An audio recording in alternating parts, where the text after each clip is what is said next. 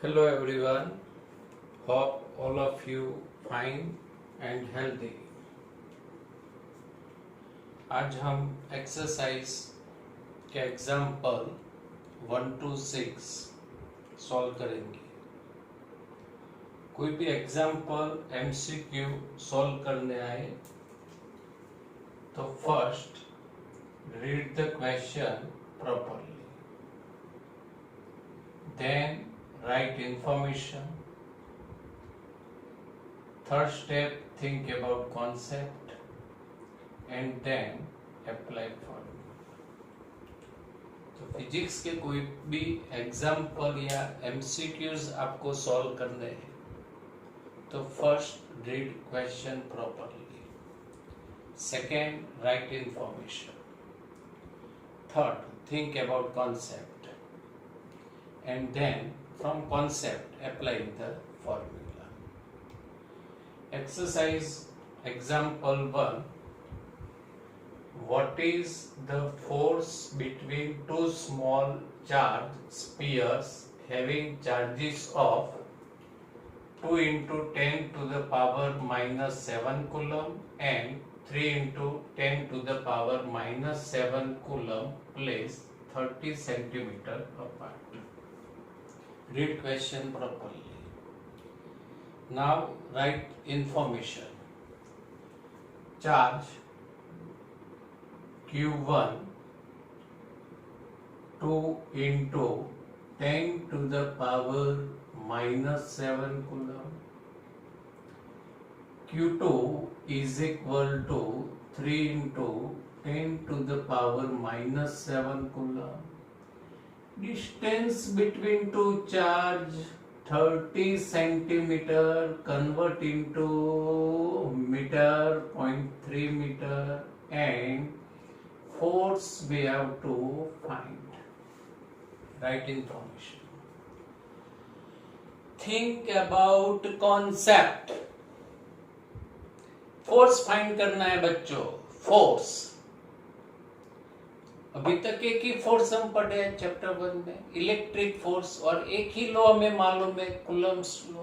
Applying the formula, F is equal to K Q1 Q2 upon R square. K constant, value of K is 9 into 10 raised to 9. Value of Q1 2 into 10 to the power minus 7, 3 into 10 to the power minus 7, value of Q2 upon R square, 0.3 square। बच्चों कितनी value होगी 0.3 square की?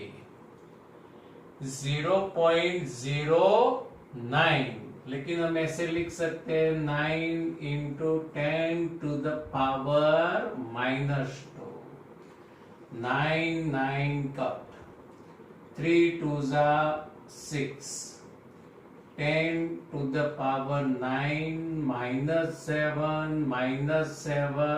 and plus 2, नीचे वाला ऊपर गया, power plus हो जाएगी, 6 into ये -14 plus 9 -5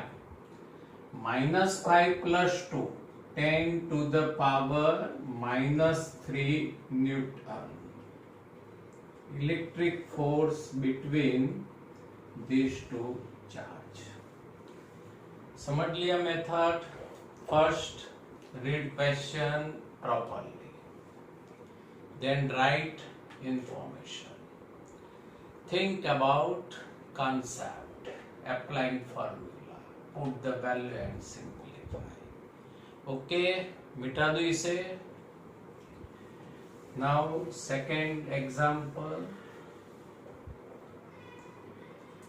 The electrostatic force on a small sphere of charge 0.4 mu c due to another small sphere of charge minus 0.8 mu c in air is 0.2 Newton. बच्चों समझना, यहाँ पर क्वेश्चन यहाँ पर हमने प्रॉपरली रीड किया है, अंडरस्टैंड भी किया है। अब इंफॉर्मेशन लिखते हैं। यहाँ पर एक छोटा सा स्पीयर ले लो, first sphere, and charge is 0.4 mu C. ऐसे लिख सकते हैं 4 into 10 to the power -7 coulomb. 0.4 mu C, 0.4 into 10⁻⁻6, 0.4 यानी 4/10, 10 ऊपर जाएगा, पावर माइनस यानी -7 लिख सकते हैं। Second sphere and charge is -0.8 Meucci. क्या लिख सकते हैं? ऐसे लिखना है हमें, -8 into 10 to the power -7 coulomb, and force acting between them is equal to 0.2 Newton. First, what is the distance between two spheres? What is the distance between two spheres? Sphere के बीच का डिस्टेंस कितना होगा वो हमें find करना है। Read question properly, write information. Now think about concept. Electric force is given. Coulomb's law. Write the formula. F is equal to K Q1 Q2 upon R square. जो फाइंड करना है उसको आप सब्जेक्ट बना दो। Subject the R square is equal to K Q1 Q2 upon F। Put the value of K 9 into 10⁻⁹। Value of Q1 4 into 10 to the power -7. Value of Q2 is 8 into 10 to the power -7. बच्चों यहाँ पर समझना, question में तो negative charge दिया, यहाँ पर तो नेगेटिव साइन रखी नहीं हमने। तो जब कूलम्ब्स लॉ स्केलर फॉर्म में हो, कौन से फॉर्म में? स्केलर फॉर्म में हो, that time we put the only and only magnitude of charge. उस टाइम पर नेगेटिव साइन रखना नेसेसरी नहीं है। और upon value of force, and value of force is 0.2 Newton. We can write 2 into 10 to the power -1. Simplify करते हैं, 2 2s 4, 8 2s 16, 16 9s 144 into 10 to the power 9 -7 plus 1 कहाँ से आया मालूम पड़ा? नीचे से आया। Simplify 144 10 to the power -14 plus 9 -5 plus 1 यानी -4, right? Into taking square root both side यानी 12 into 10 to the power -2, and we can write 0.12 unit is meter. Distance between two small sphere is 0.12 meter. Now option B, what is the force on the second sphere due to the first? what is the force on the second sphere due to the first? Theoretical concept समझना बच्चों।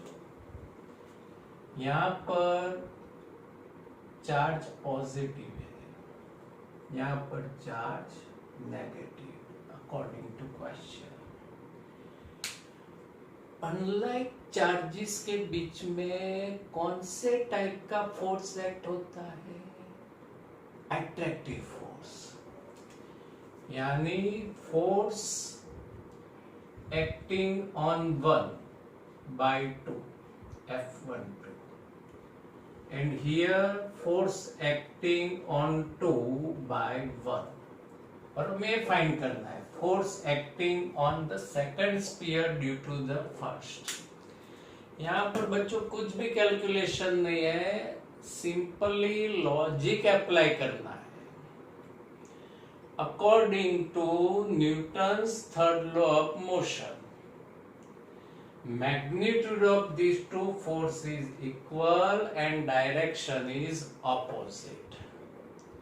तो in question force is given 0.2 Newton, 0.2 Newton, this force value is given 0.2 Newton. So here what is the magnitude of force acting on 2/1 is 0.2 Newton. According to Newton's third law of motion. समझ गए बच्चों? Good, मिटा दू? Okay. Example 3। This example is of IMP category. IMP example. Check the ratio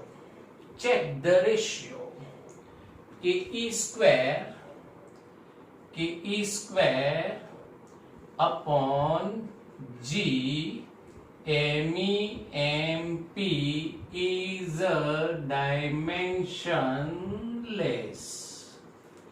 ये जो ratio है वो dimensional less है, वो आपको चेक करना है।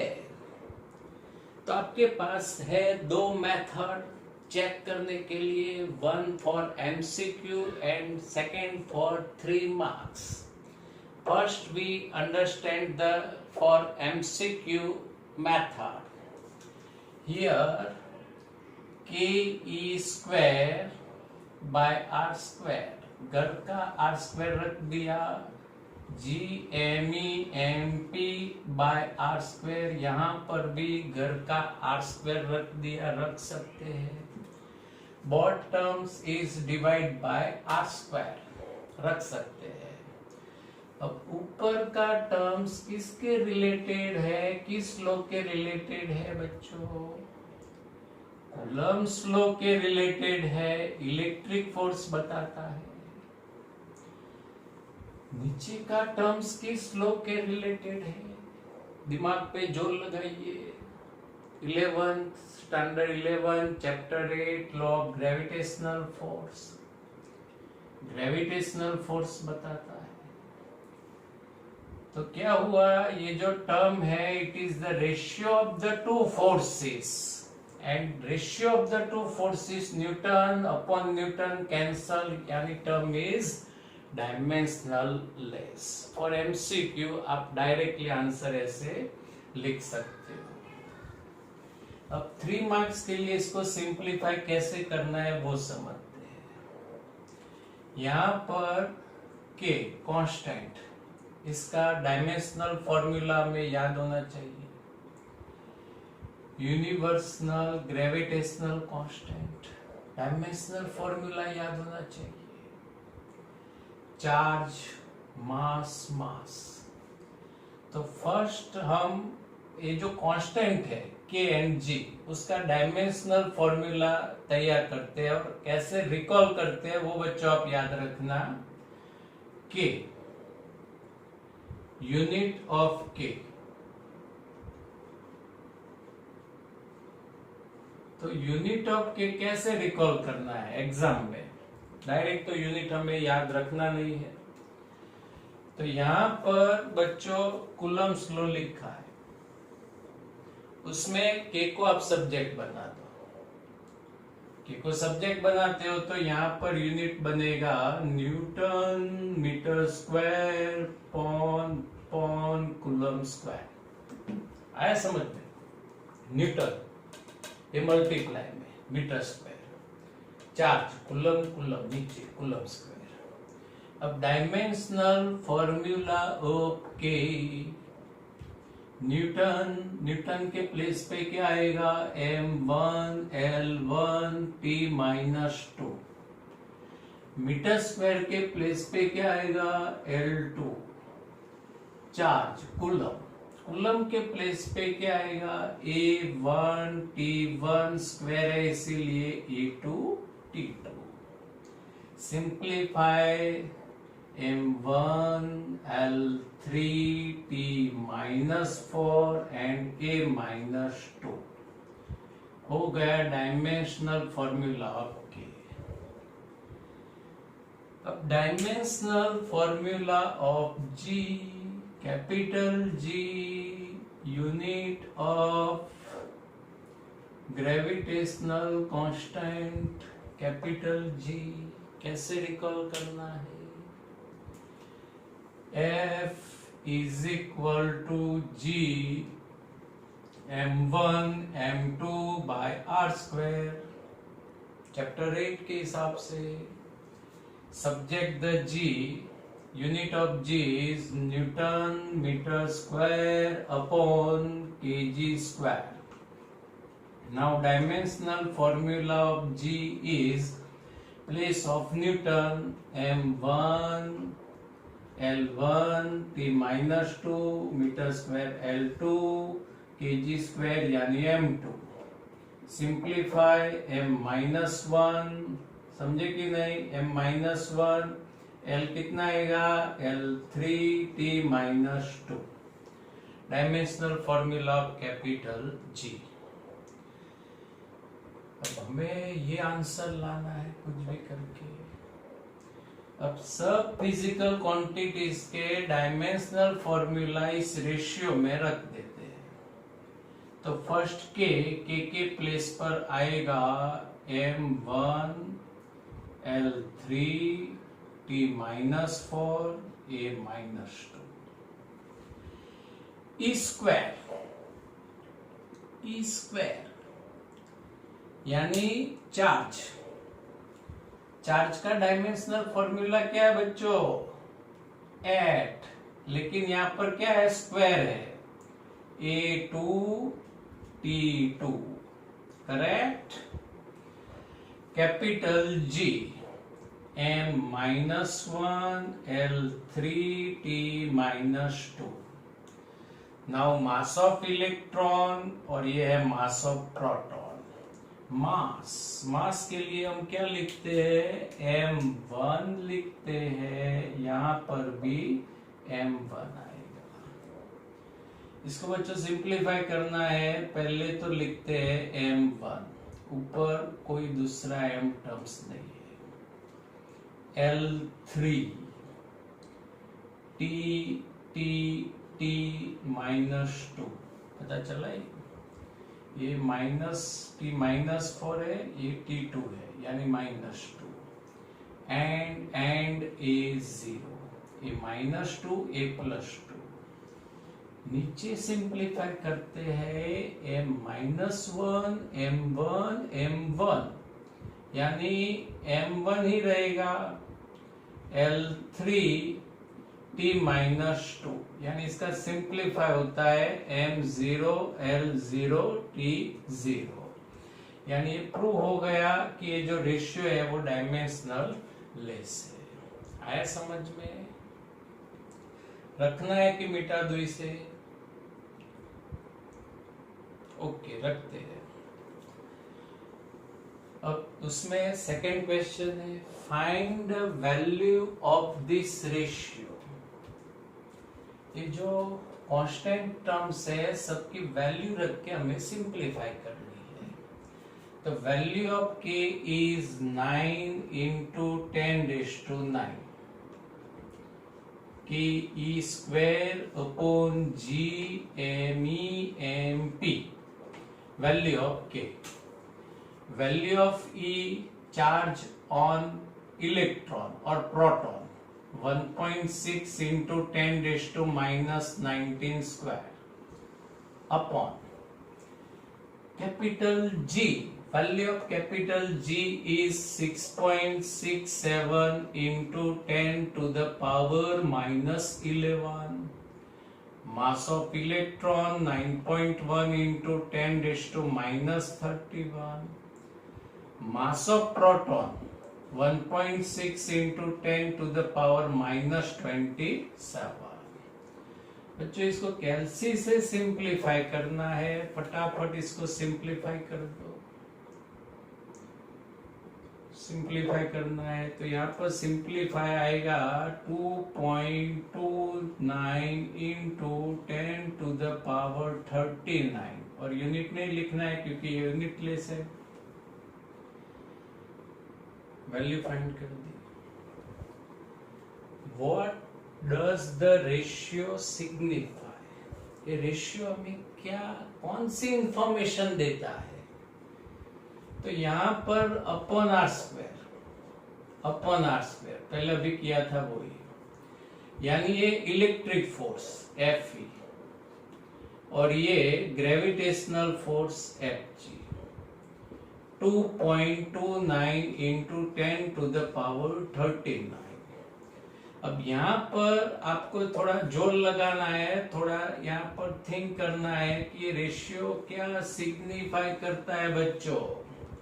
तो यहाँ पर देखिए आप 10 to the power 39, यानी very very very large value, और ये लार्ज वैल्यू तभी रेशियो में पॉसिबल है जब ऊपर का टर्म्स हो very very very large, यानी electric force is more than the gravitational force।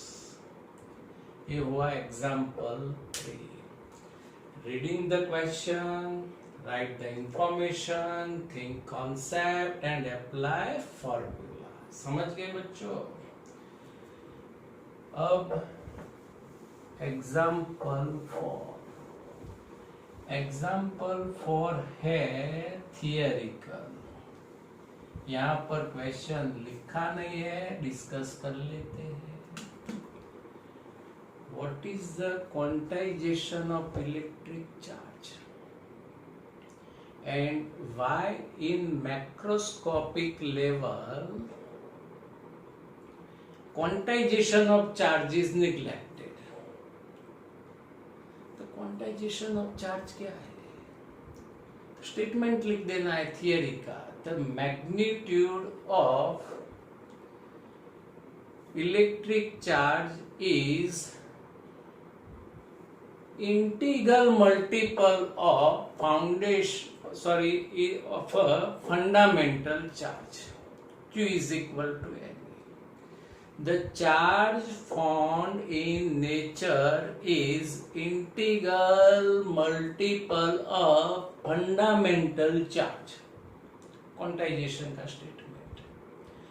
Macroscopic level is deal with large scale, उसको लार्ज स्केल से डीलिंग होता है मैक्रोस्कोपिक लेवल का। और क्वांटाइजेशन में इलेक्ट्रॉन का ट्रांसफर होता है और इलेक्ट्रॉन पर का चार्ज होता है very very very very small. So in macroscopic description quantization of electric charge is negligible. आया समझ में? मैक्रोस्कोपिक डिस्क्रिप्शन लार्ज स्केल के रिलेटेड है, और ये जो चार्ज ट्रांसफर होता है, इलेक्ट्रॉन जो ट्रांसफर होता है उसकी मैग्नीट्यूड बहुत बहुत स्मॉल होती है, इसीलिए quantization of charge is negligible in macroscopic level. ये हो गया हमारा exercise example 4। Exercise example 5, glass rod and silk cloth. When rubbing with each other, charge is induced, yes or no? तो आप क्या आंसर बता सकते हो? यस. Why yes? तो this is the proper pair. FGW for glass wool positive, passer PAS, S for silk, ER negative. तो जब दो ऑब्जेक्ट प्रॉपरली पेयर में है और रबिंग करने से चार्ज इंड्यूस होता है, तो यहां पर प्रॉपर पेयर है, तो आंसर आएगा यस. फिर second question. In this experiment, a law of conservation of electric charges satisfy? Question mark. Yes or no? तो first initial charge is 0.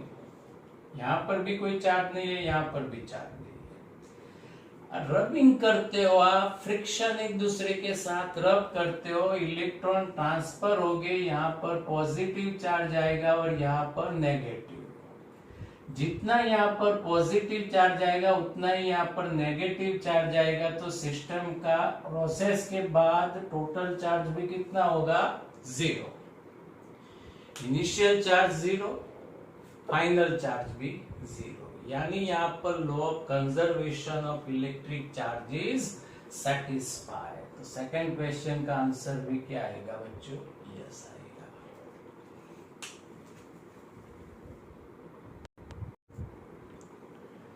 Example 6. 4-point charge QA 2 mu c, QB minus 5 mu c, QC 2 mu c and QD minus 5 mu c are located at the corner of the square ABCD. Of side 10 centimeter, what is the force on a charge of 1 mu c placed at the center of the square? Read the question. Now information. First we draw the square of length 10 centimeter. Square of length 10 centimeter. ये हो गया square. A, B, C and D and respective charges यहाँ पर QA plus 2 mu C, QB minus 5 mu C. बच्चों QC है plus 2 mu C and QD is minus 5 mu c. Now force on a charge of 1 mu c placed at the center of the square. तो बच्चों ये square का centre कहाँ पर आएगा? तो डायगोनल का क्रॉस पॉइंट आएगा. तो this is the centre of square and here charge is 1 mu c. अब यहाँ पर जो फोर्स एक्ट होता है वो टोटल फोर्स आपको फाइंड करना है. बच्चों आपको अभी प्रिंसिपल बाकी है, प्रिंसिपल ऑफ सुपरपोजिशन, वो हम कल डिस्कस करेंगे, लेकिन एग्जाम्पल आप समझ पाओगे. Here there are 4 forces act on this charge. 4 forces. Force acting by A, force acting by B, force acting by C and force acting by D. The first force is here in vector form, vector F O A, यानी force acting on O by A. Force acting on charge 1 mu c by charge 2 mu c. Direction यहाँ बता देते हैं, plus plus, like charges बच्चों, like charges. कैसा force लगेगा? Repulsive force, and force acting on O by A direction is this. This is the vector FOA.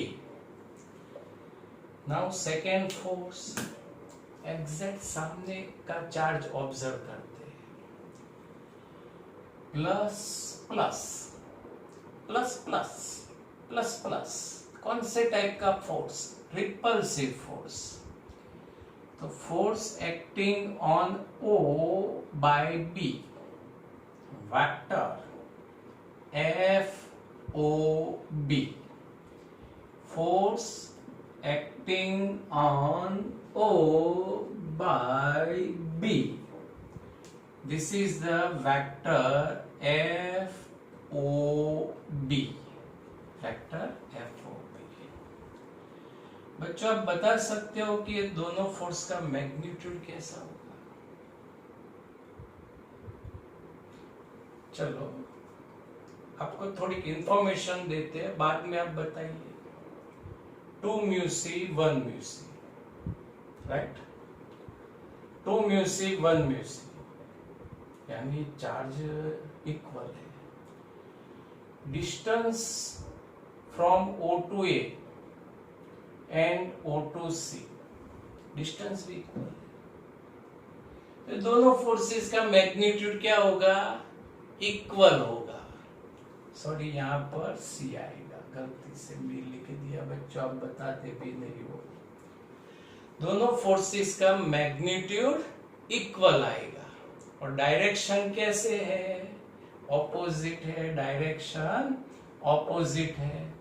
तो according to 11 standard हम ऐसा रिलेशन लिख सकते हैं, vector FOA is equal to minus vector FOC। यहां तक ओके, करेक्ट? कोई problem, confusion, question? Okay. अभी 2 फोर्सेस फाइंड करने हैं, plus minus plus minus plus minus plus minus. कौन से टाइप का फोर्स एक्ट होगा? एट्रैक्टिव फोर्स एक्ट होगा। तो यहां पर force acting on O by B in this direction, तो यहां पर वेक्टर FOB, यानी force acting on O by B। अब एक ही फोर्स बाकी बचा सामने, D और O। Plus minus, unlike charges and attractive force, and this force is vector FOD, यानी force acting on O by D। This is vector FOB and this is vector FOD। यहां पर भी बच्चों magnitude same है, direction opposite, relation लिख सकते हो, vector FOB is equal to minus vector FOD। हमें तो टोटल फोर्स फाइंड करना है भाई। Total force acting on O is equal to force acting on O by A, force acting on O by B, force acting on O by C and force acting on O by D। समझ में आए ये? सबके force का vector addition, और यही है principle of superposition जो हम कल डिटेल में इसके डिस्कस करेंगे। Now, in place of vector FOA, put minus vector FOC. In place of vector FOB, put minus vector FOD plus as it is vector FOC plus vector FOD. Minus plus cancel यानी total force is zero. Total force is zero. इसमें कोई doubts है, problems है तो आप मुझे message में inform कर देना. ये प्रिंसिपल ऑफ सुपरपोजिशन है जो कल हम ये वेक्टर फॉर्म और प्रिंसिपल ऑफ सुपरपोजिशन कल हम डिस्कस करेंगे. Thank you.